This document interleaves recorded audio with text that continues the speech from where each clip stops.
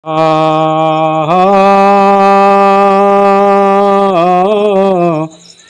मोरे रामा, हे मोरे रामा हो राम।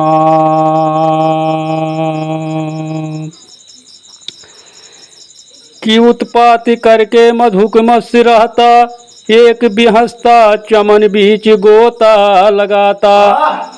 गरिमा की गजरा लिए हाथी में, सर्व दौलत की दरिया को कसती डुबाता। महिषासुर दानव गरमानव बनेगा, तो हुस्न की हर हवेली में चीता बनी। स्नेह से आह की जब भर सुनी, कि दिव्य दुर्गा की अवतार गीता बनी।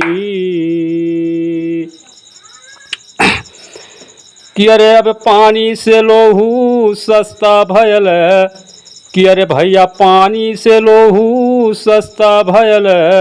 बिटिया के कीमतिया घट गईली हो, बिटिया के कीमतिया घट गईली। कि अरे अब पानी से लोहू सस्ता भयल, बिटिया के कीमतिया घट गईली।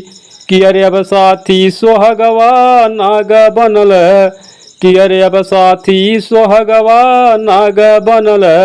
रिश्ता के लसरिया कट गईली हो, रिश्ता के लसरिया कट गईली। कहानी के शुरुआत पा कि अरे अरे भैया हजारीबाग नवाडीह की कहानी है, हजारीबाग नवाडीह की कहानी है। पिता महतो बीडीओ साहब के शैतानी है, पुत्र कौशल कुमार बीएससी का छात्र रहा। मिले दहेज जो दूल्हा दौलत का पात्र रहा, 50,000 मंजू देवी लेकर आई है। दुल्हन कौशल कुमार के बन के मुस्काई है, ससुर कातिल हुआ मंजू देवी को मारा है। पुत्र कौशल के शादी कर दिया दोबारा है, तो 4 माह पुष्पा देवी से भी प्यार किया। कुछ दिन बाद पुष्पा देवी को भी मार दिया। तीसरी शादी तब शशिकला से रचाया है, आई शशिकला 80,000 पाया है। कि भैया आदमी बनल शैतान, जान हती लिहल सिरे पपिया। आदमी बनल शैतान, जान हती लिहल सिरे पपिया।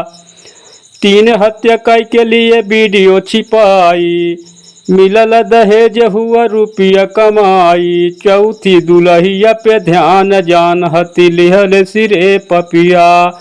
चौथी दुल्हिया पे ध्यान, जान हती लिहल सिरे पपिया। कि अरे बचपन के सीता गीता, अरे रहली दुई सहेलिया पहेलिया बुझावई। अरे नई हरवा पहेलिया बुझावई, अरे नई हरवा पहेलिया बुझावई। अरे सीता के बाबू कैले शादी के तैयारिया, अरे बर खोज गईले वही नवाडी नगरिया। अरे वही बेडियो साहब के कौशला लला नवा सगुनवा खोजावे।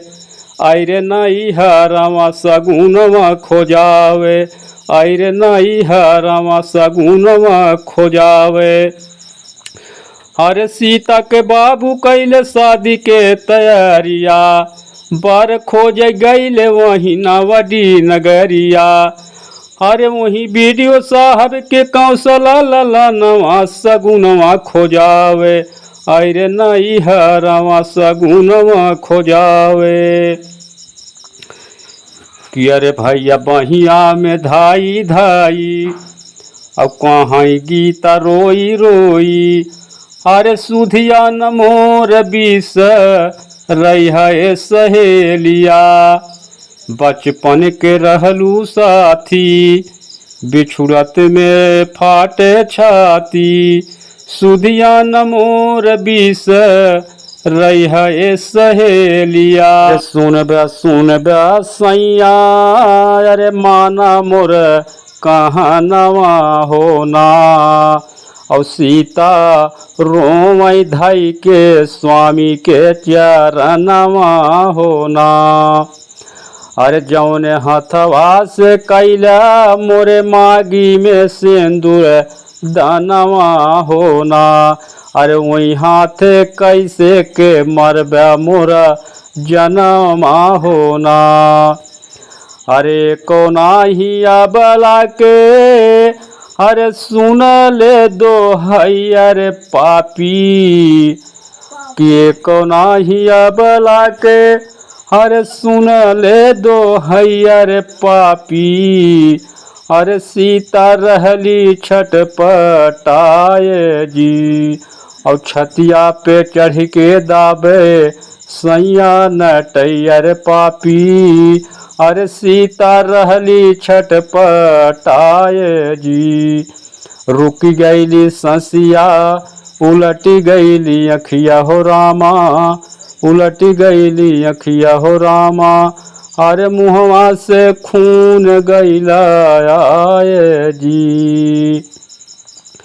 और थोड़ी कई दूरी पे रहली बड़ा कर एक नदिया हो रामा। बड़ा कर एक नदिया हो रामा। लसिया के दिहल सी बहवाए जी। कि अरे अब फूटली किरनिया बिहान लागे कि वही नदिया में तीज के नहान लागे। कि अरे वही नदिया में तीज के नहान लागे। अरे सीता के सहेली अरे गीता के सहेली सीता कर यसनवा। अरे तबले लाश सीता के अली समानवा।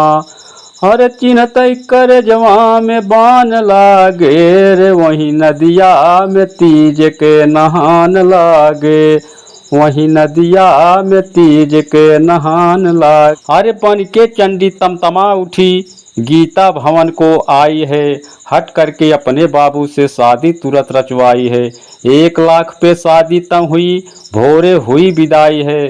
ससुराल में गीता जब आई तो पिस्टल एक छुपाई है। जब की सुहाग वाली रतिया बतिया बाउरबा।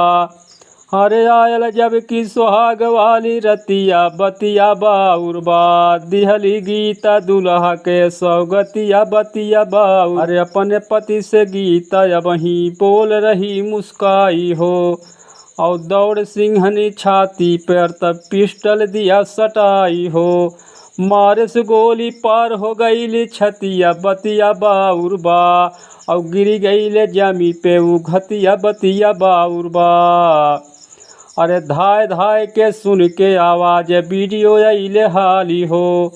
और तब तक दौड़ी उस दम गीता बन के दुर्गा काली हो। मारे से गोली पार हो गई छतिया बतिया बाउरबा। और गिरी गई जमी पे वो घतिया बतिया बाउरबा। अरे सुन के आवाज दौड़ के अली दुल्हा के महतारी हो। और तब तक गीता तीसरी गोली बिमला ऊपर मारी हो। मारे से गोली पार हो गई छतिया बतिया बाउरबा। और रंगाए गई लोहू में धरतिया बतिया बाउरबा। अरे भैया पपवा के भार रे पहाड़वा से भारी भैया। अरे पपवा के भार हो पहाड़वा से भारी है भैया। अरे हिलेला धरतिया और हिलेला आसमान। भैया हिलेला धरतिया और हिलेला आसमान। भागी अइली गीता तब अपने नई हरवा। सुन के हवाल बाबू गईले कठुआए। चुकल निशाना वीडियो साहब बची गईलन। भोरवा में जाके दिहस रपट लिखवाए। और भैया भोरवा में दिहस जाके रपट लिखवाए। अरे पटना उच्च न्यायालय में दाखिल भैली केसिया। पटना उच्च न्यायालय में दाखिल भैली केसिया। जज के सामानवा फाइल गईली आए। अरे पूछ जज साहब तब गीता से बयानवा। पूछ जज साहब तब गीता से बयानवा। साफ साफ गीता तब दिहली बताए। अरे भैया साफ साफ गीता तब दिहली बता, अरे सत्य की होती विजय झंडा गगन में लहरी, लिखते जा साहब कलमिया हो इंसाफ सगरी, लिखते जा साहब कलमिया हो इंसाफ सगरी। पुरस्कार गीता को दे जा साहब मिटाए केस हो, दुनिया वालों दहेज में मत मांगो दौलत की पेटी, महिषासुर दानव बनी है तब दुर्गा बनी है देवी, अरे चेता अब से राम कृष्ण की आई नगरी, लिखी है जा साहब कलमिया इंसाफ सगरी, लिखते जा साहब कलमिया इंसाफ सगरी। गुरु बिहारी गुरु गणेश गुरु रामलाल गुड़कारी, कथना करते कवि चंद्रिका बच्चन जी बने पुजारी हो, बगीचे से लहसुन रो रहा और गाँव शिव शंकर गुरुवर के बिन बैरागी, बगीचे से लहसुन रो रहा।